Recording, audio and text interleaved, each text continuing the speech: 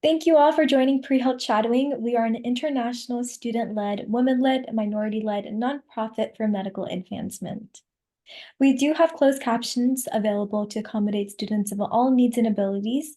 And then if you have any ideas on how we can be more accessible, please email us at info@prehealthshadowing.com. Make sure to save us as a contact to keep us out of your spam and join our email list to never miss a session. And if you'd like to stay in the loop, please sign up for our email list and follow us on our social media. And our handle is the same for both of our Instagram and TikToks. So that's at Pre-Health Shadowing. And we do host students from all over the world. So comment in the chat where you're calling from today. I'm calling from Texas. And if you are interested in being a part of Pre-Health Shadowing, we do have opportunities for you to become a student volunteer or a team member. And you can find those links on our website. We are also actively recruiting for our leadership team, so make sure that you apply today. This is a completely 100% remote role. And here are just some of the available roles that we do have currently, and you can find a whole extensive list on our website. And if you're a high school student, make sure that you join our high school training program. We are currently offering leadership and healthcare education for pre-college learners. We do have an application for that on our website as well. And if you can, please donate to help our program stay free and accessible to everyone. We do run solely off of the time and donation of our volunteers. And if you have any questions at all throughout the chat, at the end of throughout the session or at the end of the session, make sure that you are typing them in the chat because we will be asking them during the Q&A session at the end. And make sure that you are taking good notes as our post-shadowing assessment will be available to take to earn a digital certificate verifying your hours on our professionals course page at realshadowing.com. And if you can, please turn your cameras on to help this stay as close to a true shadowing experience as possible. We know it's not always possible, but a little face-to-face can go a long way. And now on to our professional speaker, Dr. Varma, to take away the screen. Okay, hello everybody. It's really nice to be here. So my name is Mika Varma, and let me just share my screen here as I get started. Okay. And I was just asked to speak about my career path and just share a little bit about myself with the hopes that it will stimulate some good discussion amongst us after I finish. I am currently in California and I'm a colorectal surgeon, but I'll just go ahead and get started and tell you a little bit about my life story. My parents were immigrants from India, but I was actually born in New York, and then primarily grew up outside of Chicago. I went to a big public high school, and I did a variety of activities in high school. I played the violin, I ran track, I was in a bunch of different clubs, but nothing honestly related to medicine or science, really. But I had always, this is going to sound funny, but I had read this book about Helen Keller, who's, famous American who is blind, deaf and mute. And I read a biography about her teacher named Annie Sullivan, and she was vision impaired, and she had an operation to restore her sight. And she had worked at this place called the Perkins School of the Blind. And I was like really taken by the fact that she had this very debilitating condition and was able to like have an operation to like restore her sight, and B, that she was then working to serve other people with the same problem. And it made me really feel like medicine could be a place where I could serve and also maybe impact someone's life the way she had. So that's kind of the kernel of where I got interested in medicine. My parents were not in medicine, so I didn't have any firsthand experience with doctors aside from, my pediatrician probably. But regardless, I kind of stuck to that idea, and I applied to college, and actually very specifically was interested in going to a medical education program, which means that I went to Brown University, and it was a program where you're actually accepted into college and medical school at the same time, which was really nice. And at the time, it was a 7-year program. So 3 years of college and then 4 years of medical school. But actually, that program has now morphed into 4 years of college and 4 years of medical school, which is called the PLME. So if you were to look it up, that's what it would, I think that's how it's described. And actually, when I was in, one of the reasons I went to that program in particular is because I saw that there were plenty of other accelerated medical programs where it was like 5 years or 6 years. And so you really didn't do college, and you just, like you had to do classes like for a year and a half or take summer school. Like you weren't really getting the chance to take a lot of other kinds of classes besides the science classes that would prepare you for medical school. And I didn't really like that. I wanted to still have some taste of what college was like and take a variety of classes. So the program at Brown really allowed that. And in fact, when I was in college, by the time I was finishing my junior year, I was feeling like I still wanted more of that college experience and wanted to take more classes before I committed myself to medical school. So I actually did a 4th year of college. And as part of that, I went to the south of France for a semester abroad because I'd originally not had time to do a semester away because I was fulfilling all my requirements. But by taking that extra year, I was able to do that. And that was an amazing experience, really broadened my eyes. I had taken French from, I think, like 5th grade, but really going to France and living there and living with a family is what really improved my language capabilities. And so that was really fantastic. And just being in a different country and having to manage on my own was all incredible growth experience for me. I did miss my college graduation because of that, because I was gone on my spring semester, but I majored in human biology, which is a combination of biology, psychology, and anthropology. And I was interested in that major, because some of the requirements for that major also fulfilled my medical school requirements. So it was nice to have a overlap, because that actually then allowed me to take a lot of other different classes. Like I took philosophy class, religious studies, and then I was also interested in psychology and anthropology. So that was a nice kind of mix for me. So that was all really great. I had a wonderful college experience, and then felt ready to go to medical school, but I was nervous about medical school because I thought, oh, it's going to be so hard and it's going to be totally different. But in the end, when I started medical school, I realized it's a lot like college, meaning you take classes, you study for tests. The one difference, of course, is in your first year of medical school, you take anatomy, and that is really very different than anything else you do because you're dissecting the human body. It's really amazing. Usually you're assigned with a partners. I had like 3 people at my table. And so we ended up becoming like very good friends. And like, I studied with them all through medical school. And I'm still friends with them. So it's kind of a very special experience to do. And then so that was fun, but it was still like more school. We've been all going to school since kindergarten. It was like, okay, classes, tests, as I said, the usual. But what was really fun is when I started my 3rd year and we started doing the clinical rotations. And it's interesting. I mentioned to you about the whole idea of Annie Sullivan getting her surgery and having restoration of her sight.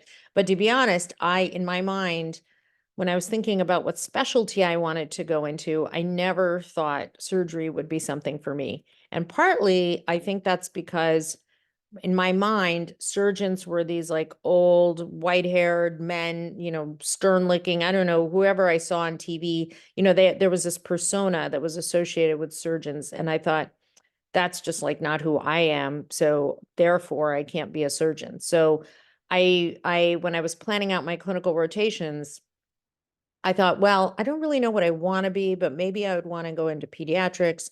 Maybe I want to go into internal medicine. I wasn't, but I know I don't want to be a surgeon. So I'll just do that rotation first and get it over with. So, it can only be, better, I can only go up from there. So I did my first rotation and I just loved it. I spent 12 weeks on my surgical rotation and it was split up. In my medical school, we had a system where you had a preceptor. So I was assigned to a faculty member. And so for the first 6 weeks, I worked with a vascular surgeon. So someone who is just fixing and bypassing clogs and arteries. which are giving the blood supply to your arms and legs, and also to your internal organs. And so it's very intense surgery, and he was kind of an intense person, but I really enjoyed, I would, go to see his patients. I was, scrubbed in on his surgery. So, I was right there helping out, and seeing all the stuff that was going on. I was helping to take care of the patients afterwards. And it was such a sense of fulfillment, and just brought me back to that feeling of like, wow, someone can be really sick. Like they don't have blood going to their foot. And you can restore that blood and like make them better and make their pain go away, or, make other symptoms go away. It was just like remarkable. So the immediacy of the results was like amazing. And I also just loved the idea. I'm a real visual person. So I loved like seeing how things work, and I loved like making things with my hands. I just thought the whole idea behind surgery was so cool. And it was just something I'd never, experienced before. I'm not someone who's done any art type stuff in my younger age. So I wasn't used to like making things or really using my hands. And so surgery like tapped into a part of my brain I didn't even know I had. And I was really excited. And the second 6 weeks, I worked with someone who did a lot of general surgery and also oncologic or cancer surgery. And so that too was really amazing because, someone has a cancer and we're cutting it out to really, help treat them. And then the surgeon I worked with, it was a man, and he was, kind of would probably be a classic um, stereotype of a surgeon, but he was an incredibly kind man. And he was so compassionate to his patients. And I saw how much they loved him and how he created connection with them. And so to me, I was like, oh, that's something I could do. Like, I really like saw myself and my own personality in that. And so though I'd originally thought surgeons are not people like me, I started to see that I could be a surgeon. Then the other thing, that once I decided I wanted to go into surgery, lots of people are like, oh, that's a really hard life. You work all the time. It's not good for having a family, just all kinds of advice, basically telling me not to do it. So even once I'd had that rotation and really was excited about it, I thought, okay, well, let me rethink this. Maybe I'll do some additional rotations in surgery and other specialties just to make sure. And once again, even though I was working hard on the surgery rotations and probably spent more hours in the hospital, I was just having so much fun and I was just enjoying it. And I was enjoying the people I was working with. And I was like, well, even it's just seems right for me, even if it is more time. And I think that one of the things that was really so critical in medical school for me is that I really was working with people who didn't look like me, but they liked me and were supportive of me. And I think that's what made all the difference. So people and role models, I think, always play a really big role in your decision in life, be it career and lots of other things. And I think that that was an important element for me. So, so then that was medical school. And then when I was applying to residency, I decided to apply in general surgery. And I applied to surgical programs that were really all over the country. But I did focus on programs that are what are known as like academic surgical programs. So they were based at universities and they required you to do research. There's all different kinds of, you can do a residency that's more clinically based where there's no research involved. Surgical residencies, as far as the clinical years, tends to be 5 years. So with 2 years of research, that meant I was committing myself to 7 years of training. But like I said, you can, different specialties, of course, have different lengths of time that you're training. And in surgery, you don't have to do the research. You can do it in 5 years. But I had already decided that I wanted to do the 7 years. And I spent 2 of those years, the 2 research years, doing basic science. So I worked in a lab looking at the signal transduction of the somatostatin receptor. So it was all very bench related. but it's, you know, has some bearing. Those are receptors that are in the gut, you know, in the intestines and pancreas. And so in my mind, I was thinking, oh, you know, it has some maybe translational applicability.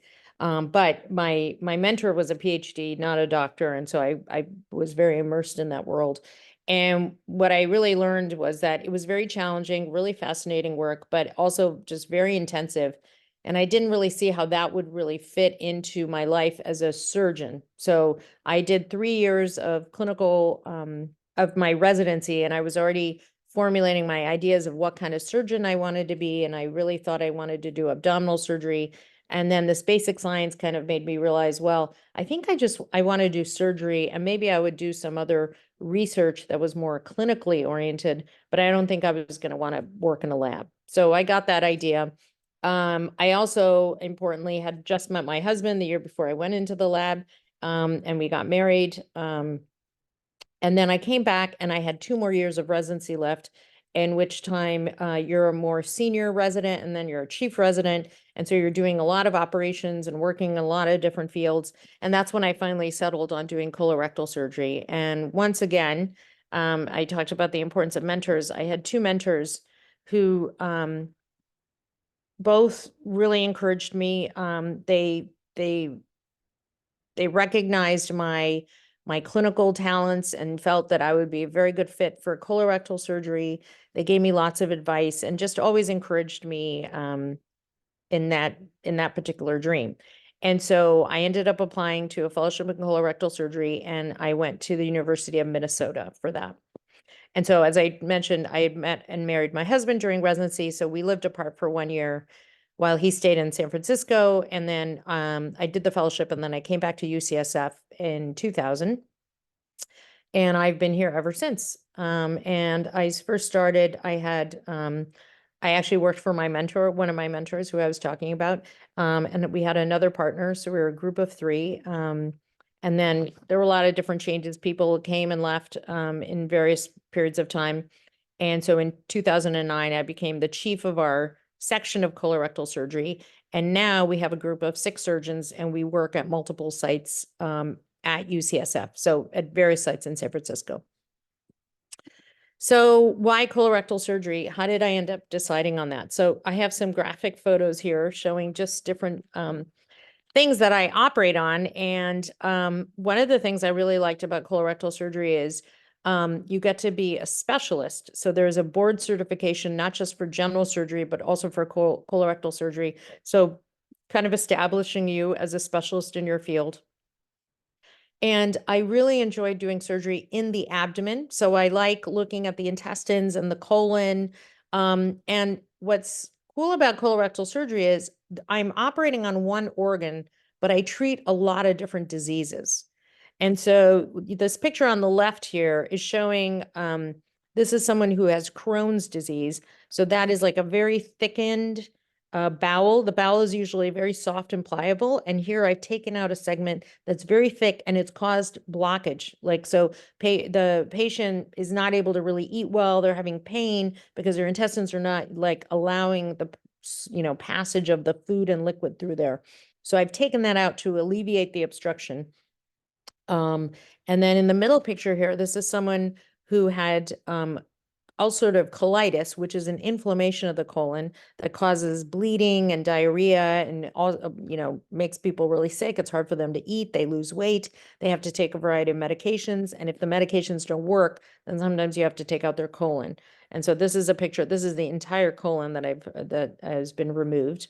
And so what's amazing is you can actually live very easily without your colon. You don't need it the way you need your heart or your lungs or your liver. So we don't transplant it as those organs are done. We simply remove it. And then this last picture here, you can see this is actually a TV, and that's because this surgery I was doing was laparoscopic. So it's, or minimally invasive surgery. So using a camera and instruments, I'm looking into the belly, and this is actually one side of the belly. And I don't know if you guys can quite see this, but there's these little white nodules here, and that is indicative of cancer that has spread out. So the patient had a tumor in their colon, but then the cancer cells have like escaped, and implanted themselves in various parts of the belly. So I also treat a lot of cancer. This is just more pictures of things that I take out and remove. You can see in the middle here, this is a picture of a little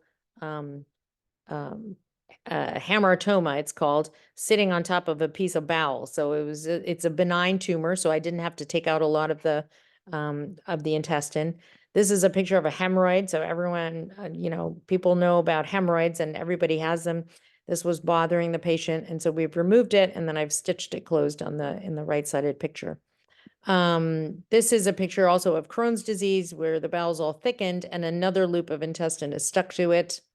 And then down here in the right-hand corner is a picture of a fistula, which is basically a tunnel going from the anal rectal area out to the skin. It's caused by an infection. It's actually fairly common. And so we often treat that by putting in that little white thing called a ceton. So we drain it first and then we do definitive surgery. So you can see I'm working on the anal area, I'm working on the rectum, I'm working on the small intestine, on the colon. So everything to do with the kind of lower intestinal tract, but a wide variety of conditions. So why colorectal surgery? I've already kind of alluded to this a little bit in terms of talking about my mentors. It is the most fun and friendly people I ever met. So starting from when I was in residency, as I said, my mentors were so nice. They were so welcoming, so supportive, always friendly, always positive. And I found that even when I was a resident, when I would go to the national meeting, so there's an annual society of colon and rectal surgeons. When I first started, the group only had about 1,000 people. Now it's really expanded. I think it's probably 3,000 plus people. But I made lifelong friends there. And I just am showing this in the top here. This is my friend Sonia. She and I are like the first and second Indian women in the Colorectal Society. So we always like to joke about that. And she's going to be the president of the society next year, which is really awesome. Down below here is Sarah. She is a friend of mine who's a colorectal surgeon at Dartmouth.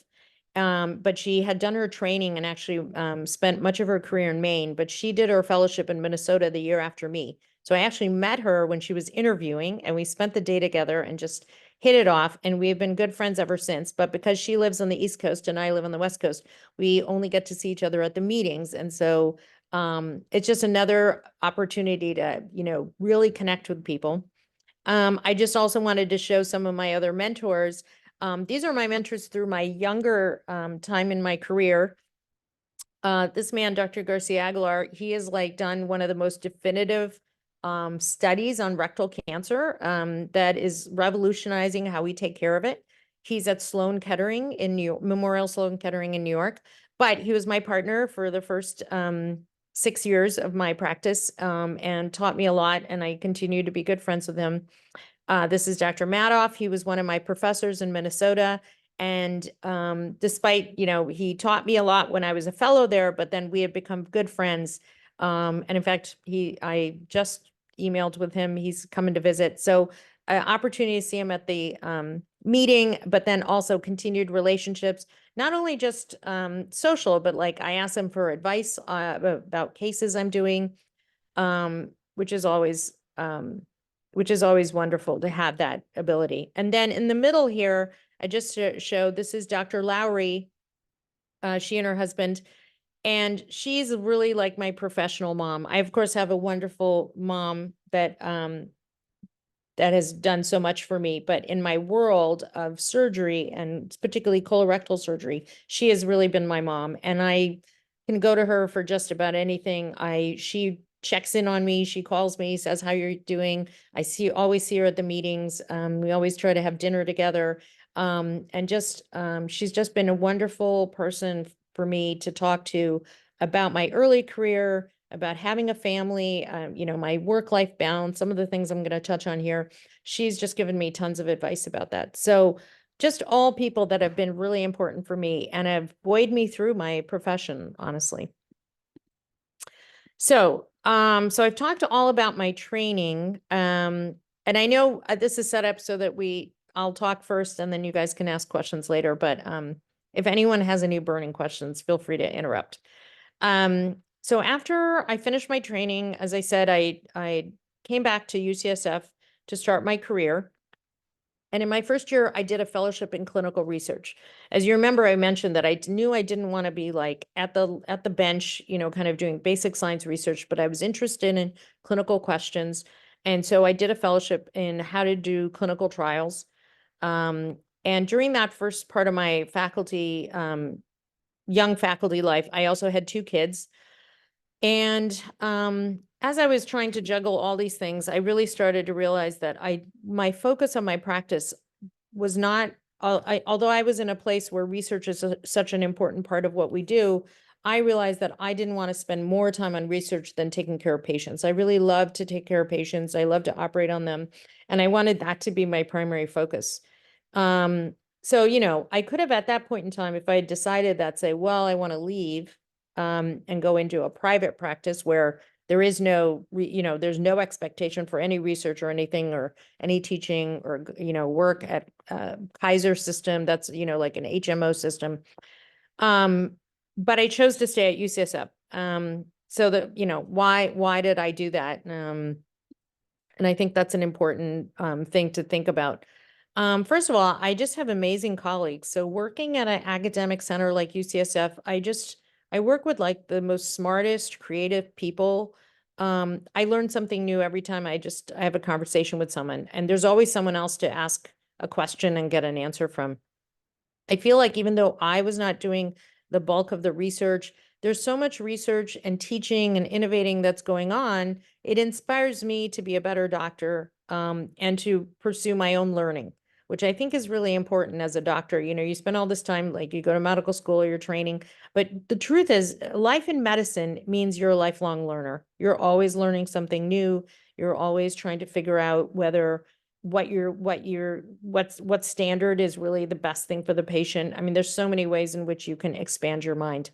And so I feel like I learn from my colleagues, I learn from my staff, I learn from my students. I love hearing what medical students are doing. We'll be in the OR, and I have just recently had 2 medical students who are MD PhDs, and they're involved in neuroscience, and I was hearing all about their research. It's just fascinating. So I'm always interested in hearing what people are doing, and that really is a big source of inspiration for me.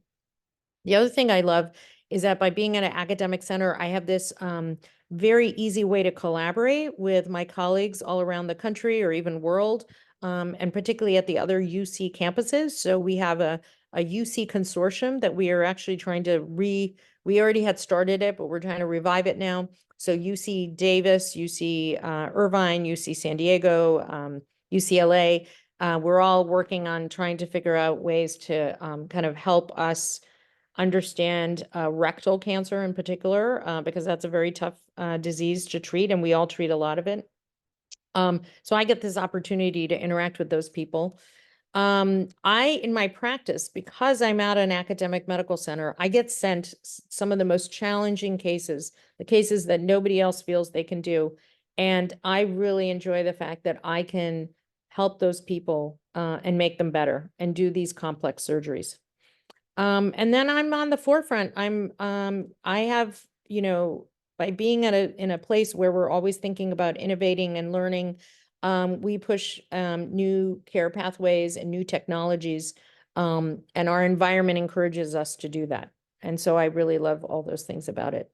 And I'm just, these pictures that I'm showing to the right here, the top is actually my husband and I, and we were honored by the San Francisco Firefighters Association because of our care of firefighters for cancers. So firefighters actually have higher risks of certain cancers because of their exposures. And my husband's a gastroenterologist, so we of course specialize in intestinal cancers, but we've treated a lot of firefighters for that. And so we were honored with this white helmet ceremony. So it's just wonderful to be able to have the resource and ability to participate and collaborate with that group and help a community that is so important to our society. And then the bottom group is actually, this is our alumni society from our residency. So everyone who has done general surgery at UCSF, we are a part of what's called the Knapziger Society. And every year we have a meeting and people come back from all different parts of the country. You know, they have trained at UCSF, but they've gone on to go to different places and people come back. And so it's super fun to see all my old colleagues all together, and we have a meeting, and then we usually have some socializing. So I always really enjoyed that. So here's life at UCSF. This is what my job looks like. On the left, here's me. I'm wearing scrubs, which I'm wearing many days of the week. This is my practice coordinator, Dominic, and then this is my PA, Allie. So this is like my frontline team. I see patients one day a week. And then based on what their problem is, I'm scheduling them for surgery, or I'm ordering other tests to figure out what's wrong with them. And Dominic and Allie helped me do all that. This is the larger group. This is at our holiday party this past winter. And you can see this is a really description of it takes a village to take care of people. All these different people have different jobs. Some of them are specifically helping to schedule new patients in our practice to come and see us. There are nurse practitioners here. There's other practice coordinators. There's advice nurses, all different people answering the phone, talking to patients, ordering x-rays for them, scheduling surgeries, just all kinds of stuff is happening there. And then the bottom picture is just that a larger group of our alumni society. So these are all different surgeons, both in San Francisco as well as outside of the Bay Area, who graduated from our residency and have come back for this special day.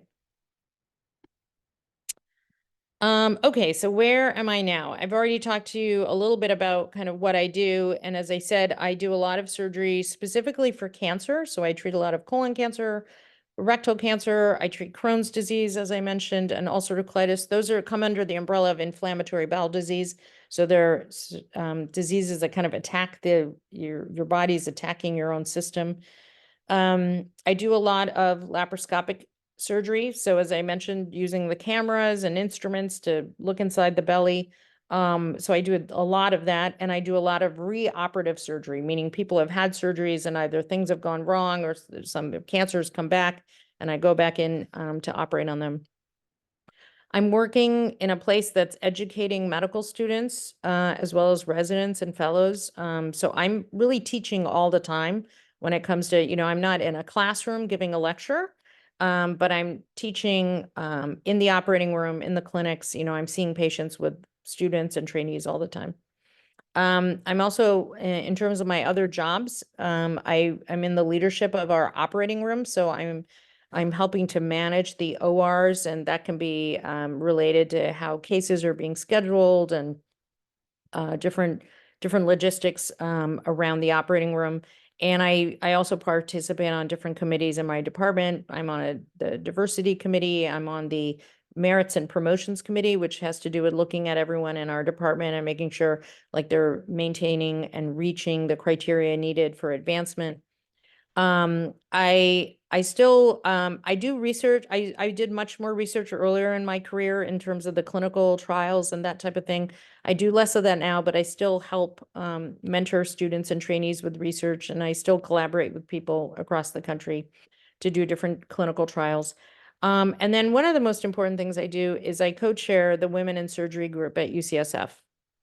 And that's probably the thing I feel very proud of currently. And why is there a need for women in surgery? Well, in fact, there are not that many women surgeons, both nationally and in the world.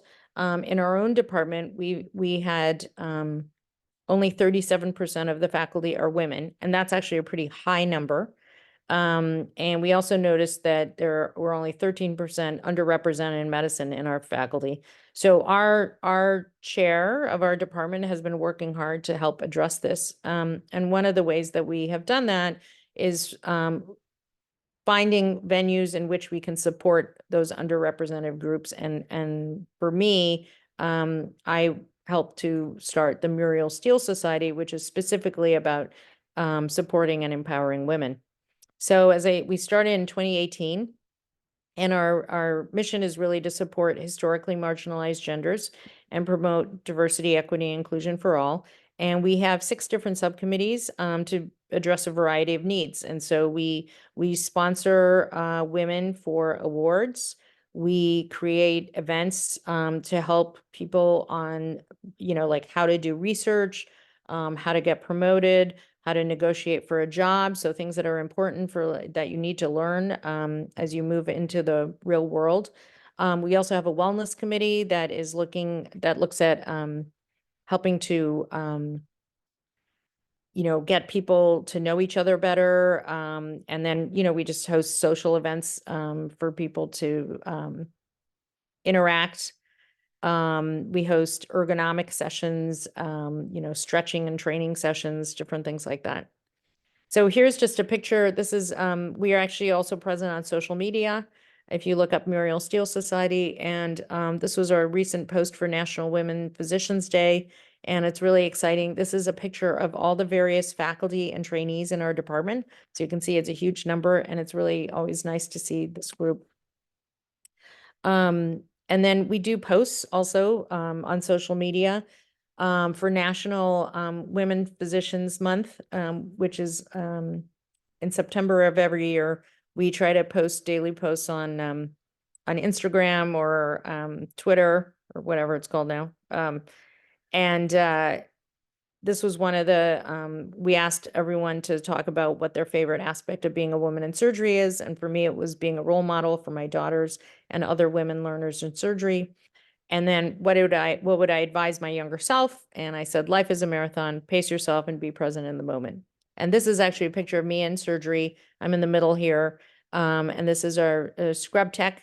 And this is one of our residents. So that's an action shot. These are some of our other posts from Muriel Steele Society. We are honoring one of our surgeons, Dr. Beck, who got a big NIH grant. And then we also highlight people who are giving talks at national awards. So here's a example of someone who's giving a presentation, who's a second-year medical student. And so we're just trying to promote these women and what they're doing. And then this is just a picture of some of our wellness events. You can see it's a lot of cookies and eating and parties, and again, our stretching and wellness session there. So I thought I would also go over a little bit about my work-life balance, because I feel like often when I give these kind of talks, one of the main things people ask me is, how do you balance your busy life as a surgeon with your life with your family? And I will say that it's never easy, but it's totally doable. And I always think that an important thing to remember is that balance doesn't necessarily mean it's a 50-50 split. It doesn't, it's not like half the time you work and half the time you spend with your family or doing personal things. Balance is just whatever is right for you and for your community or loved ones. And the balance can be different day to day. So it depends on, what's going on or what really needs to take priority. And it's interesting because work life always makes it sound like it's two totally separate entities, but there's lots of times that things that in your real life feel like work. And there's a lots of times that work gives you life, because in the form of self-esteem and psychic income.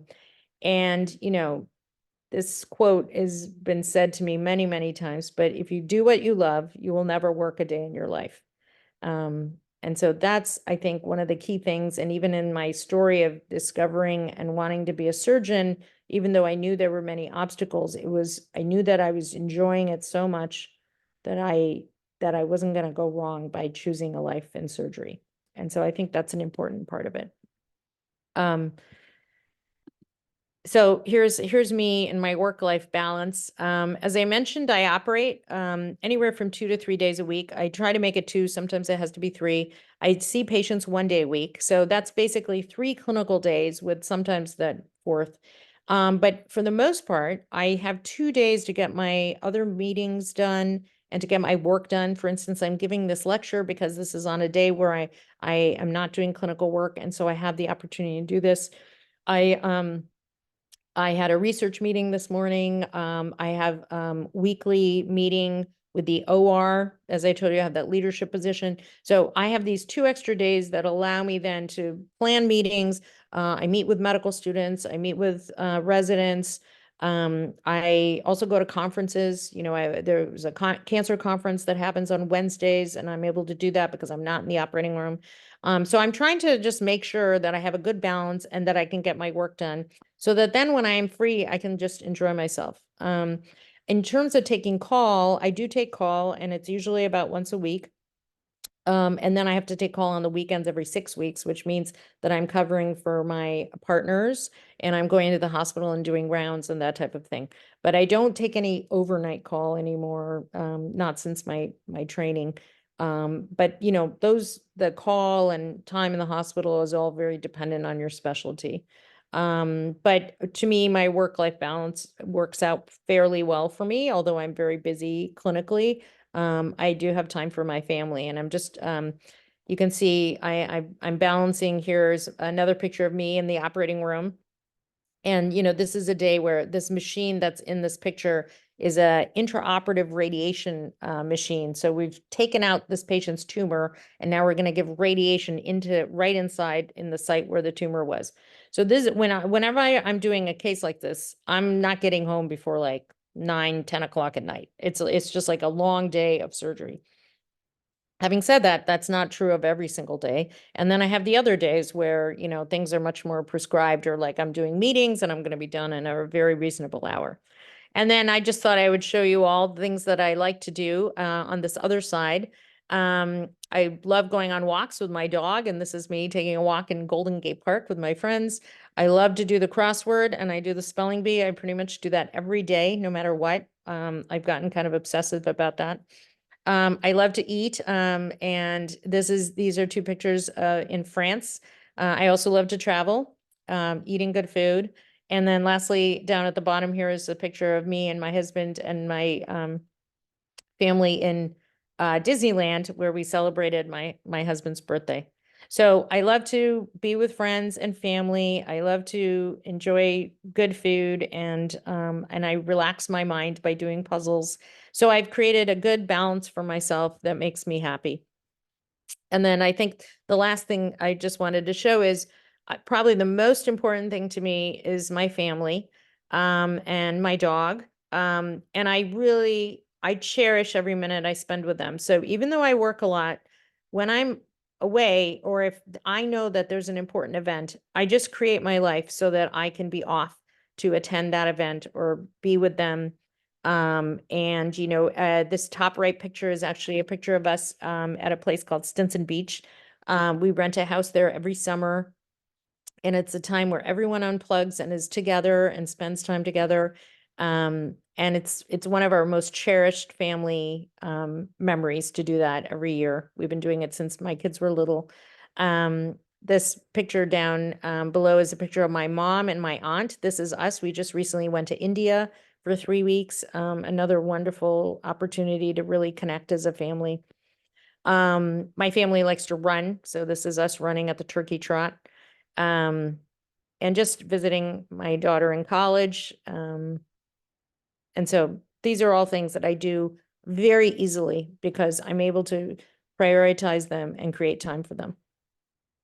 And then I just wanted to end this by sharing the slide of ikigai. I don't know if any of you are familiar with this concept. It's a Japanese word. And basically, I think it's useful for anyone at any stage of your career to really think about ikigai, because it'll help you.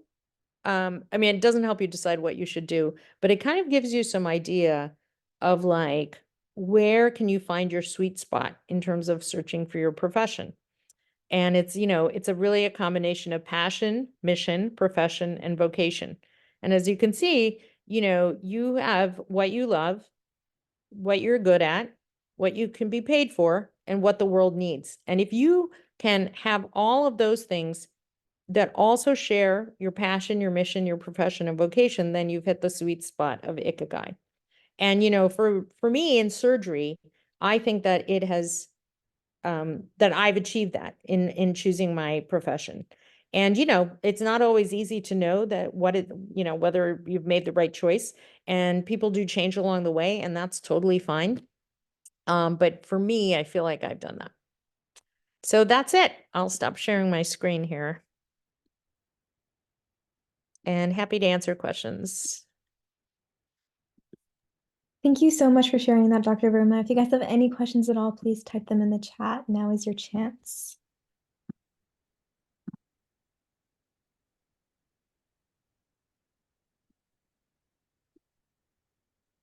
Oh, I think someone asked about the name again. Are you talking about the women in surgery?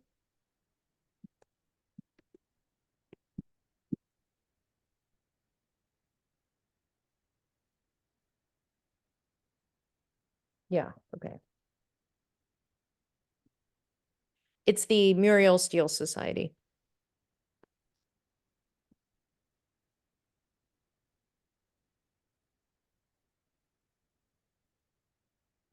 How much longer do I think I'll practice? Well, that's interesting because I actually, I think I'm probably going to practice until I'm 60.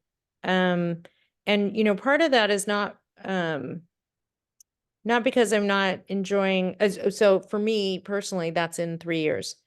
And it's not because I'm not enjoying what I do. As I mentioned, I really just love taking care of patients. I love seeing them get better.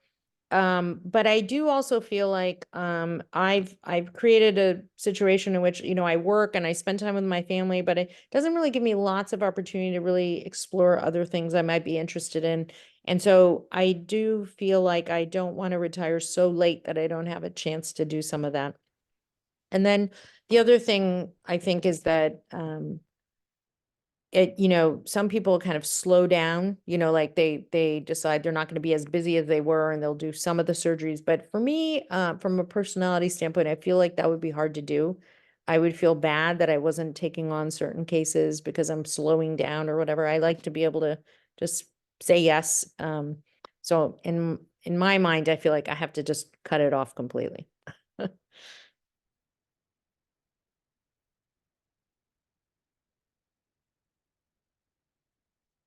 Oh, I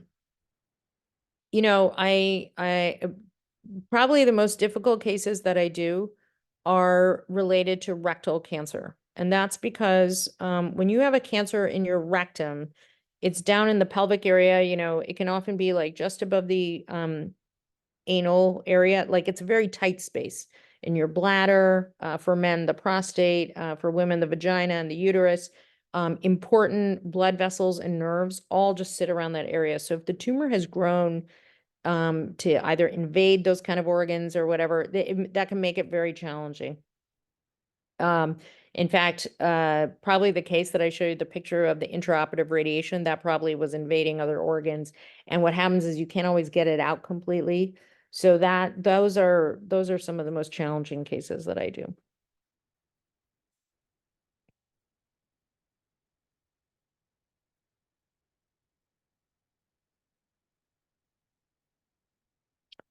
Yeah. So the question, is everyone is able to see the chat? I don't need to repeat the questions, right? Yeah.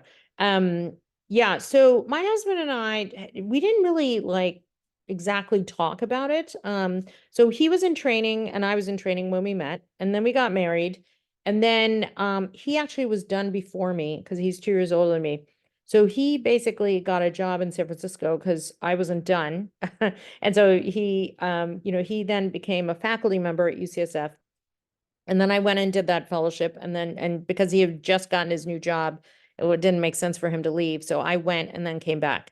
But, we were kind of like, we were married, but, we had no other responsibilities and we lived in an apartment. And so, we didn't do a lot in terms of like splitting up duties. But over time, and especially as the kids came along, the actual splitting of the duties kind of happened a little bit naturally. But I will say, my husband's job had a much more like discrete timeline. Like he always knew he was going to get home at a certain time, whereas I did not. Like if I'm in the operating room, that is one thing.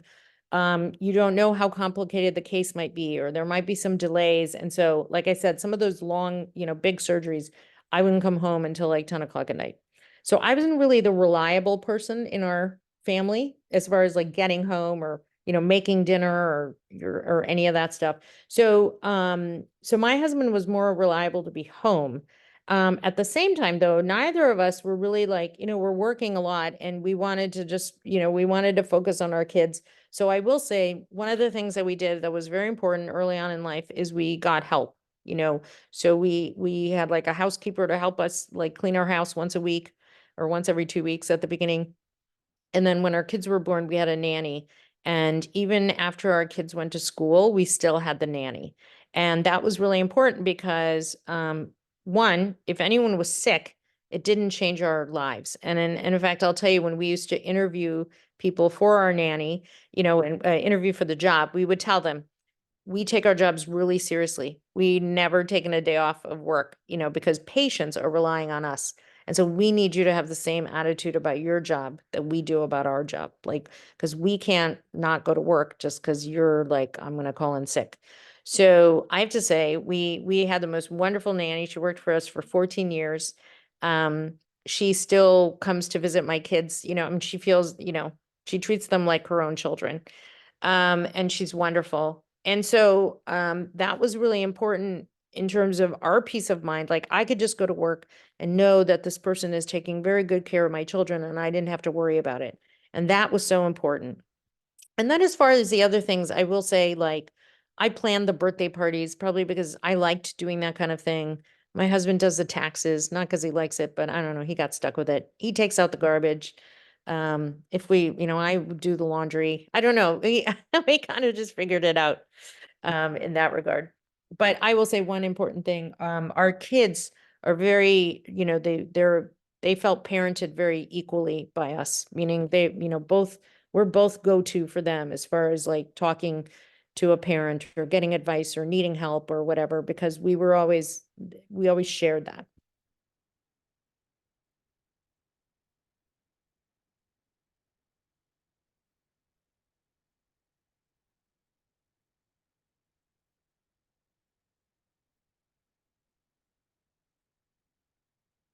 Um, okay, are you talking about in-person shadowing opportunities? Because I would say, one of the ways to do that, just wherever you are locally, to,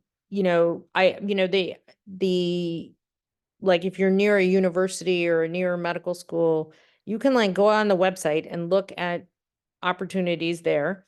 And then if there's a particular area you're interested in, you can also try emailing people. You'd be surprised. Some people, not everyone's going to answer, but a lot of people will, particularly in an academic setting.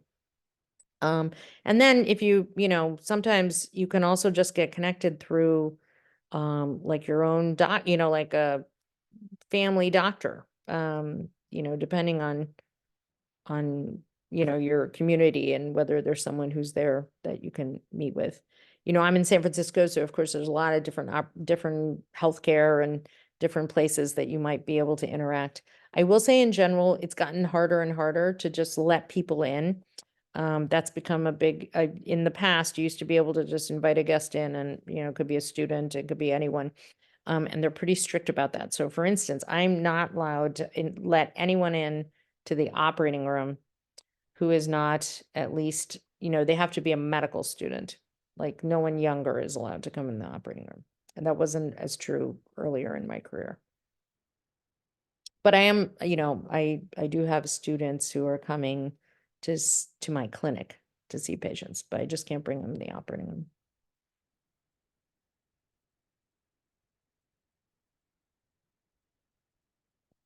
What specialty area needs more surgeons? Well, honestly, I think overall, in general surgery, so which encompasses a lot of different specialties, I think that there's already a decrease in the number because people are retiring and not as many people are going into the field. But I'm not sure about the other specialties, like urology or ENT and some of those other ones. But certainly general surgery is in need.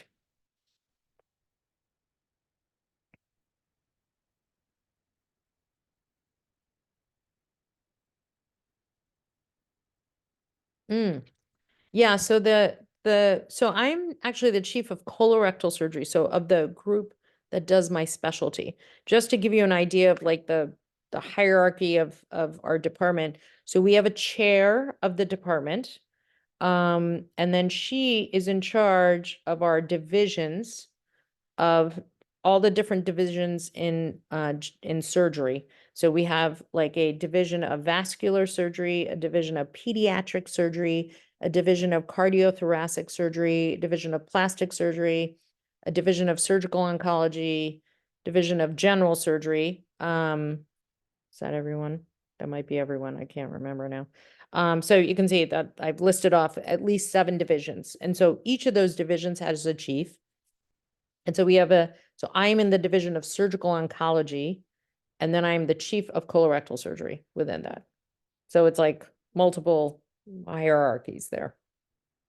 And then my role is really to make sure that my group of 6 people I mean, I do a bunch of different things, but in terms of like the managerial aspect of it, I'm making sure that our clinics run well and that, our patients are getting seen. Like you can't imagine, I spend a lot of time on just making sure patients have the access they need to our practice, that they're getting in a timely fashion, that they're getting to see the appropriate people, that we're getting their cases scheduled, that we are, I'm looking at our like kind of quality measures, making sure that we're meeting the quality standards, helping our faculty. I also, like promoting them and making sure that they're being successful. Um,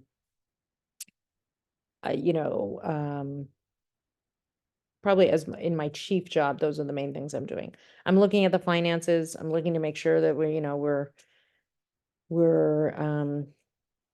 our balance sheets are appropriate. Those are the kind of things that I'm doing. As far as why did I want to take on the responsibility, I can't tell you honestly that I was like looking to take it on. It just kind of, our previous chief had left, and then, I kind of inherited the position, to be honest. But I've enjoyed it, and I've enjoyed working with our group. So it's worked out well for me. Oh,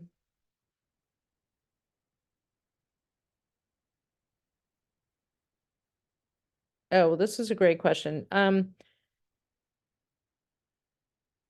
So you know what? It's interesting. I think that as far as like being a good fit, surgery is really interesting that way because, surgery is not just about like thinking or learning or, like doing well on a test.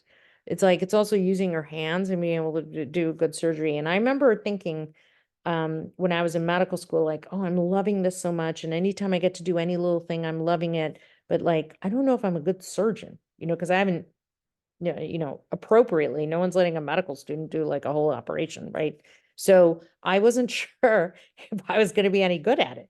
But in the course of residency, you start to see that you're like, oh, I have the aptitude, I can do this, I can do the next hardest thing, I can do the next hardest thing. And then you're getting the feedback. Like I said, like I had mentors who were like, you're good at this, you can do this. So I pretty quickly I was like, okay, I picked the right thing. This is right for me. So I think as far as like not being a good fit, I do think there are people, there are residents that started in surgery and then decided that this wasn't right for them. And so they switched. We had one person went into pathology, another person went into anesthesia. A number of people go into anesthesia because they kind of like the OR, but then they didn't want to operate. I've also had patients. I've had residents who came from other specialties, like they were in pediatrics and they were like, oh, I didn't like that. And then moved into surgery. So it goes both ways. And I think, as I mentioned, there's a lot of different pathways here, and you don't always have to follow a straight line. And so I think the important part of that is listening to yourself and saying, is this right for me? I think in general, if you really love something and are having so much fun and enjoying it, you're probably good at it, is my guess. And then I think for people, just as far as personality fit, like I think in medical school, a lot of people kind of self-select for different specialties based on their personality and aptitudes and stuff. And so it tends to work out.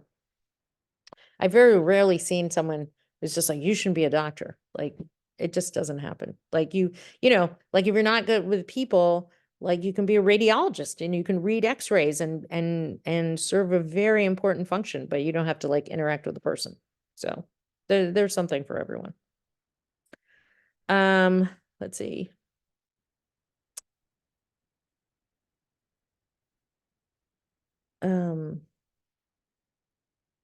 Yeah, the emotional stress. I think, that is a big one. Yeah. Um, you never forget some of those cases like where you weren't able to save the patient. I also, one of the things that is hardest for me is I have patients come to me and they have some terrible cancer, and then I have to tell them, I can't remove it. I can't treat it. That's very hard because, oftentimes they've been to all other places and I'm the last line. And so that's very difficult. And so being able to, I think the most important thing is having empathy, really sharing in their disappointment at that. I think that those are the ways that, I manage that. And then when you have a tough case, it's like you think about it, you remember each of those cases, when you're like, oh, could I have done something better? I think in general, surgeons are hard on themselves in that way. You're always thinking, oh, I could have done this, I could have done that. But a lot of times it was like, there's nothing you can do. It's just the way the disease is.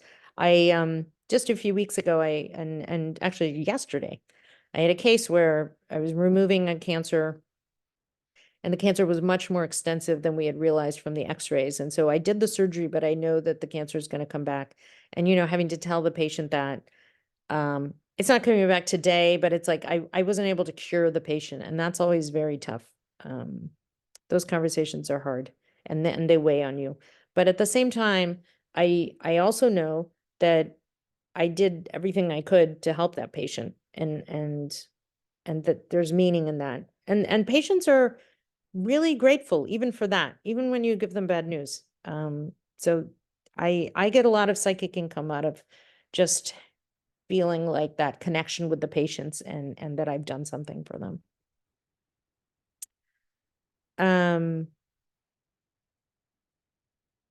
Oh, and also the other thing about emotional stress in those cases is to talk to other people. So talking to a colleague, I actually talk to my husband a lot, so he's in medicine. And if I have a bad day, I come home and I tell him about the case or the situation or whatever it is. And he does the same. And I think being able to have a support network is extremely important. So that's the other way you deal with it. That's really, really important. What area of study do you think of it was most difficult during med school? Let's see. I actually think that the first 2 years were harder on me, not because they were difficult in terms of the subject matter. I think it was just it was like, oh, it's more school and more sitting in class and memorizing things um and the relevance of it really came out in that third and fourth year when I got to apply it. So I guess I would say like just getting through that was the tougher part for me.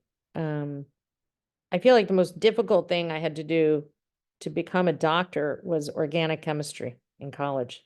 Which is funny because my daughter is taking organic chemistry now and she's doing great. So she clearly didn't, luckily she didn't get my aptitude for it. I don't know. I just could not get it right. But luckily I made it through. So I'm a doctor.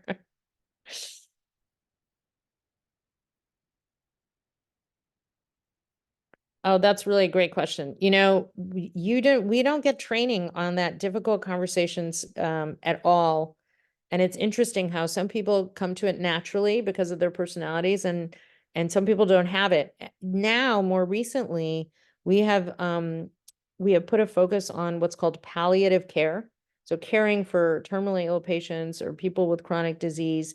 And there's actually fellowships in that. And we created a training module for our residents in relation to palliative care that covers those topics, and they're really important. And I think that it was an area that was previously missing.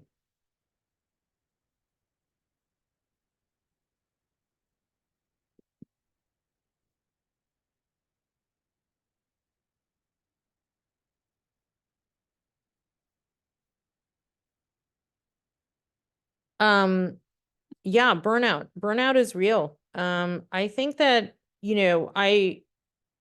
I think I don't know if I would call it burnout. I've had cyclical elements of burnout, put it that, I guess is the best way to put it.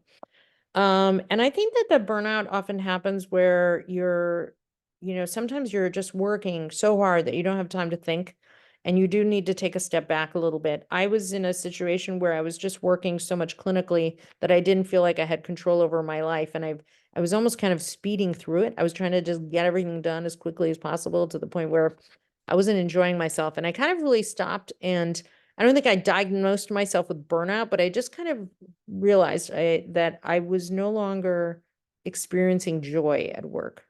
And I was like, that's a bummer. I've told you all this stuff about my early career, how much I loved surgery, how I thought it was so fun. And so then without even realizing it, I'd kind of lost that. And so I thought back to like what I needed. I think one of the things that really helped me is that I just intentionally cut back a bit on my clinical work to kind of like create these 2 days where I had time to do other things. And it also created a little more balance in my work week, so that then I wasn't like in the operating room all day, like day after day. That's also like physically tiring. I had some opportunity to recharge. And I think that was a really important part. And I think in general, when people are burnt out, a lot of it relates to feeling um, like a lack of community, or feeling like people aren't listening to you. And so I think, certainly in my own world, one of the ways that I was able to really combat that issue of joy was that I really tried to think about what was good. Like I had to very intentionally think about what was positive, and I really started like intentionally vocalizing my gratitude for the people and the things that were going right. And that really helped me turn things around in my own mind about what was going on. Um, so I think that's important too.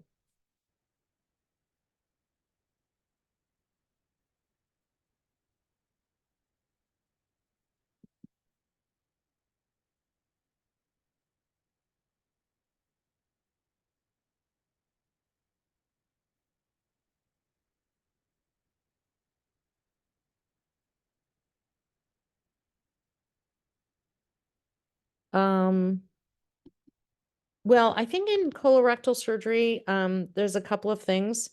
One is robotic surgery is actually a big part of colorectal, and I would say it's not even a new advance anymore. But there are certain techniques within robotics, like the applicability of robotic surgery to certain things, that have been really interesting. I guess I would say the most interesting advancement kind of in a clinical condition has been in rectal cancer. So I've already alluded to the fact that I do a lot of surgery on, I treat a lot of rectal cancer. And I mentioned that mentor of mine who's done all these research studies that have really changed the field. And what that pertains to is giving chemotherapy as well as radiation treatment to rectal cancer patients, which we were already doing. But we found that if we do the chemo and radiation, that a significant number of people, the tumor completely goes away. And in certain cases, you can actually avoid doing surgery, and you can just follow those patients. And that's a big deal, because the surgery for rectal cancer, as you can imagine, if you're operating in the lower part of your intestine, it's going to have a huge effect on your bowels, like how they function. And so we potentially might be able to eliminate some of that morbidity, meaning dysfunction and alterations in quality of life, by avoiding surgery. And so that's been a really exciting part of the field.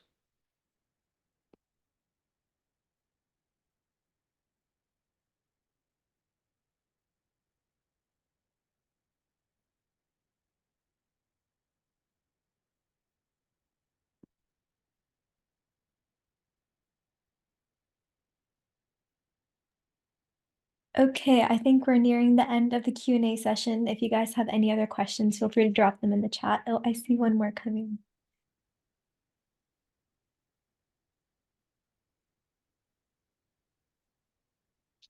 Yeah, I think, with cancer, we certainly have our prescribed treatments, chemotherapy or radiation and surgery, but we're, as particularly like in my group at UCSF, we actually have a alternative medicine center called the Osher Center, and we're very interested in using complementary care to help those cancer patients. I will say we don't necessarily, we wouldn't replace the standard treatments with those alternative or complementary care, but we certainly use them and encourage them.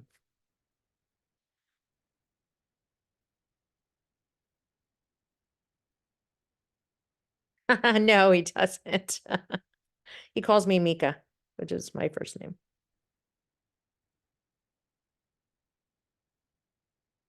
But it's funny, we share a lot of patients. As I told you, he's in GI also.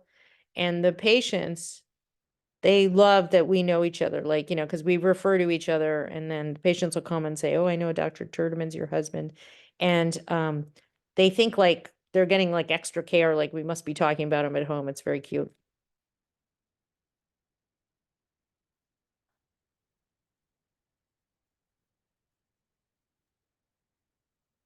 Okay, so I'm gonna go ahead and go into our rapid presentation. If you guys have any other questions, feel free to leave them in the chat to see if Dr. Verma can answer them after, or maybe you can email her. I'm not sure, but whatever works for Dr. Verma.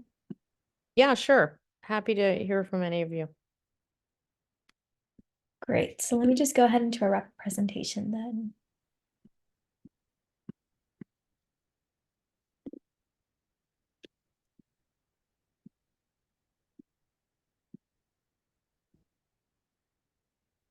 So let's reflect on what brought you guys to the session today. So type in the chat, what brought you to the session today? What are the major takeaways you got from the presentation and what you would like to learn more about?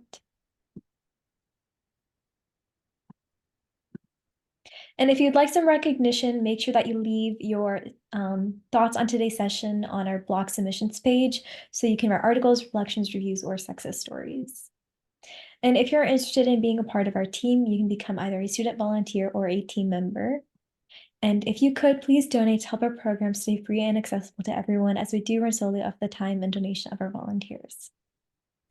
And make sure that you guys visit our professionals course page at prealshadowing.com and sign up for free for the course and take the quiz to get your certificate of completion. So it'll be a simple 10-question multiple choice quiz based on the presentation, and you'll have 2 chances to pass with a 70% or higher. And this will give you verification of your virtual shadowing hours for today. So these quizzes are open indefinitely for your convenience, and if you missed any part of the session, they will be posted on our YouTube. Be sure to catch our sessions every week at prealshadowing.com. We'll see you next time. Thank you for joining.